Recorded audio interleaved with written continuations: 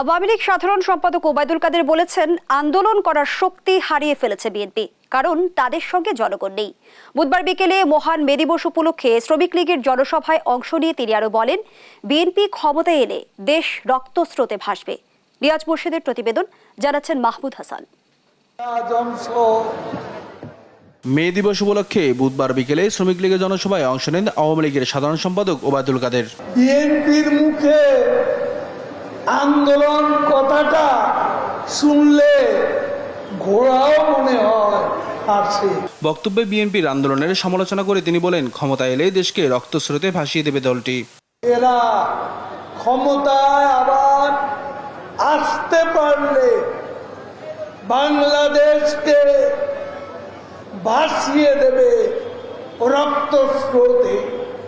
এই খুনি, এই সাম্প্রদায়িক,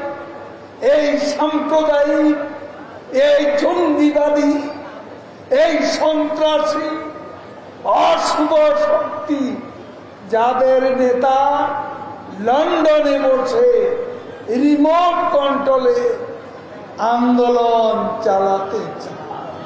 দেশের উন্নয়ন পাকিস্তানিদের চোখে পড়লেও কালো চশমা পরে থাকায় বিএনপি নেতাদের চোখে পড়ে না বলেও মন্তব্য করেন ওবায়দুল কাদের।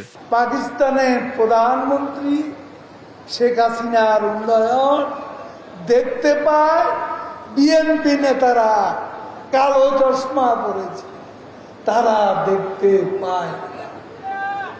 তারা দিনের আলোতে রাতের আঁধার। বলেন, বিএনপি যেসব বিদেশি শক্তির কাছে সাহায্য চায়, এখন সেসব দেশেও আরব বসন্ত চলছে। যাদের কাছে নালিশ করতেন তাদেরও বেসামাল অবস্থা। আরব বসন্ত এখন আমেরিকা। সমস্ত 40টা ইউনিভার্সিটি ফিলিস্তিনিদের পক্ষে আজকে বিক্ষোভ করছে। বিএনপি আন্দোলনের সক্ষমতা হারিয়েছে বলেও মন্তব্য করেন আওয়ামী লীগের সাধারণ সম্পাদক। আন্দোলনের শক্তি তাদের নেই।